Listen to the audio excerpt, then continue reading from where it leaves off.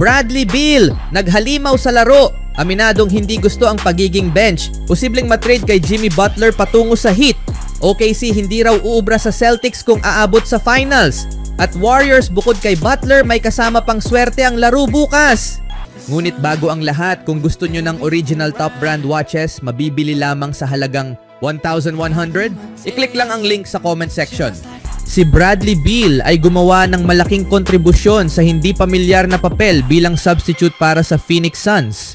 Ngunit hindi ibig sabihin nito na ikinatuwa niya ang sitwasyon. Unang beses sa loob ng 9 na taon na naglaro si Beal mula sa bench nitong araw kung saan siya ang nanguna sa puntos para sa Suns na may 25 puntos na nagpatigil sa 4 na sunod na pagkatalo ng team sa pamamagitan ng 109-99 na tagumpay laban sa Philadelphia Sixers. Nag-score si Beal ng 20 puntos sa ikalawang kalahati ng laro kung saan nagawang makabawi ng Phoenix mula sa maagang 12-point deficit at nanalo ng pangalawang beses sa loob ng 9 na laro. Pagkatapos ng laro, sinabi ng 31 taong gulang na si Beal na tinanggap niya ang desisyon ni Coach Mike Budenholzer sa lineup, ngunit inilinaw niya na itinuturing niya ang sarili bilang isang starter sa NBA.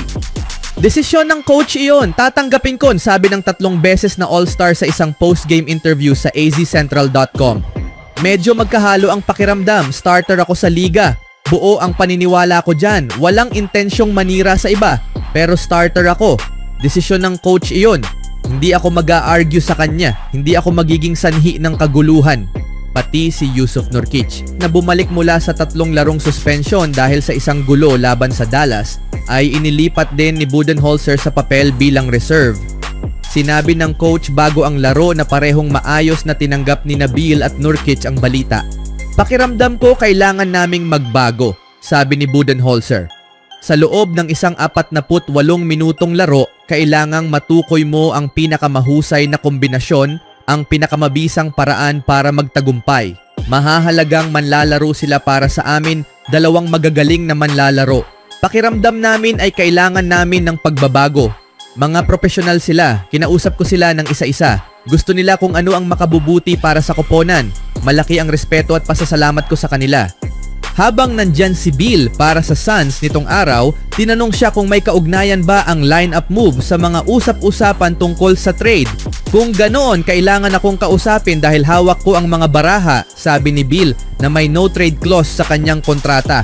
Hangga't wala pang nagsasabi ng iba, magiging bahagi pa rin ako ng Suns at may mga usap-usapan sa posibleng ipagpapalit ito kay Jimmy Butler patungo sa Heat. Anong masasabi nyo ngayon kay Beal, mga kaibigan? Sa ibang balita naman, ang mga team sa Western Conference ay nagpakita ng pabago-bagong performance sa simula ng season.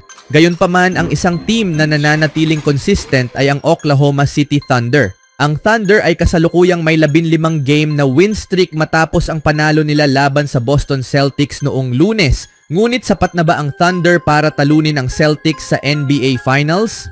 Ipinaliwanag ng former All-Star na si DeMarcus Cousins kung bakit ang panalo ng Thunder laban sa Boston ay hindi siya nakumbinsi na kaya ng Oklahoma City na magkampiyon. Sa tingin ko, meron silang talento para gawin iyon, naniniwala ako. Pero bumabalik pa rin lahat sa karanasan, sabi ni Cousins sa pamamagitan ng Run It Back.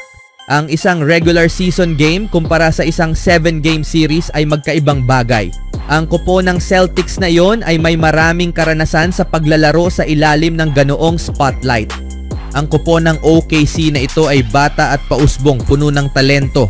Sa tingin ko, maraming championship runs ang naghihintay sa kanila sa hinaharap. Pero sa ngayon, pipiliin ko pa rin ang defending champs. Dahil lang sa karanasan, alam mo yon, nandoon na sila dati. Hindi pa talaga ako kumbinsido sa regular season game na ito. Sa isang 7-game series, pipiliin ko pa rin ang Celtics. Nagpakita ang Thunder ng 2 malalakas na laro laban sa reigning champions pati na rin sa New York Knicks. Sa kabila ng Celtics at Knicks na nangunguna sa halftime, nagawang dominahin ng OKC ang second half ng parehong laro para makamit ang kahangahangang tagumpay. Pinuri ni Celtics star Jaylen Brown ang Thunder matapos ang kanilang pagkatalo sa road game. Rolling ngayon ang OKC, sabi ni Brown. Nagkaroon kami ng pagkakataong makuha ang panalo sa kanilang home court. Sa tingin ko sa first half ay maganda ang execution namin. Sa ikalawang kalahati, hindi lang talaga sapat. Nagtala si Jason Tatum ng 26 na puntos at 10 rebounds para sa Boston. Si Brown naman ay may 21 puntos ngunit humina sa second half na nagtala ng 0 for 7 shooting. Ang opensa ng Celtics ay na-neutralize ng Oklahoma City sa second half kung saan 20% lang ang field goal shooting ng Boston. Gayunpaman, hindi pa rin kumbinsido si Cousins na kayang talunin ng Batang Thunder ang Celtics sa isang 7-game series. Kahanga-hanga ang regular season win ng OKC pero sa playoffs kahit ano ay maaaring mangyari. Kadalasan ang mga seasoned na team ang may kalamangan sa postseason. Ano sa tingin nyo mga kaibigan? Sa sumunod naman, ngayon ay pag-usapan natin ang paparating na laban. Ang Miami Heat ay tutungo sa Chase Center sa San Francisco, California upang harapin ang Golden State Warriors. Unang beses magkakaharap ang Miami at Golden State ngayong season. Nag-split sila sa 2-game set noong nakaraang season kung saan ang bawat team ay nanalo sa labas ng kanilang home court. Ngayon, sino kaya ang mananalo sa pagkakataong ito? Sa nakikita, pumapabor ang Warriors sa pagkakataon na ito base sa mga dahilan.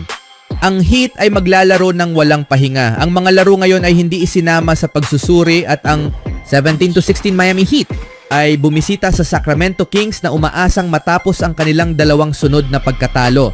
Sa kanilang huling dalawang laban, ang Heat ay natalo sa home laban sa Indiana Pacers 128-115 and Utah Jazz 136-100 and this time 123-118 versus Kings. Ang Heat ay may shooting percentage 57.3% from the field, 11 for 26 from long range versus Pacers. Ngunit nagkaroon ng Miami ng 8 turnovers na higit kaysa sa Indiana. Laban sa mahina ang performance na Jazz, ito'y naging kumpletong sakuna sa magkabilang panig ng laro. Mukhang tapos na ang panahon ni Jimmy Butler sa Heat. Siya ay nasuspinde at malamang na matrade ng Miami ang 6 na beses na All-Star sa mga darating na araw. Kailangan ng Heat ang mas malaking kontribusyon mula kay Bam Adebayo na may shooting percentage lamang na 45.6% from the field. Ang second unit ng Miami ay isa sa pinakamasama sa liga sa ngayon. Ang Warriors naman ay galing sa mabigat na pagkatalo. Matapos ang dalawang magkasunod na panalo sa home laban sa Philadelphia 139-105 and Memphis Grizzlies 121-113.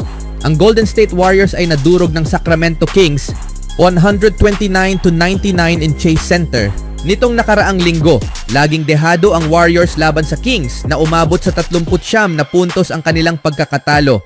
Ang depensa ng Golden State ay naging napakasama habang ang kanilang shooting ay 45.7% from the field, 12 for 35 from long range and committed 22 turnovers. Nanguna si Stephen Curry na may 26 na puntos habang si Andrew Wiggins ay may 18 puntos at 4 na rebounds. Ang opensa ng Golden State ay isa sa mga pinakamalaking pagkadismaya ngayong season.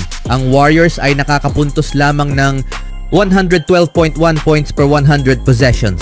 Pang-18 sa NBA with 51.5% shooting inside the arc. Pang-28 at 36.9% from downtown na pang-12 sa NBA. Prediksyon para sa Heat versus Warriors. Mahirap ang sitwasyon para sa Heat. Maglalaro sila sa ikatlong pagkakataon sa loob ng 4 na araw kasunod ng isang mahirap na road game laban sa Kings. Ang Miami ay naging pabago-bago kamakailan at inaasahan na makakabawi ang Warriors mula sa nakakahiya nilang pagkatalo laban sa Sacramento. Bagamat nahihirapan ang opensa ng Warriors ngayong season, nanatili namang matatag ang kanilang depensa. Ang Golden State ay nagpapahintulot lamang ng 110.9 points per 100 possessions na pang-siyam sa NBA at 34.8% shooting from the 3-point line, ranked 6th in NBA this season. Kayo mga kaibigan, sino sa tingin nyo ang mananalo? Even when you feel low, you can still go. Even when you feel slow, you can still go. Even when there's no hope, you can still go. I never answer to no, man, I still go.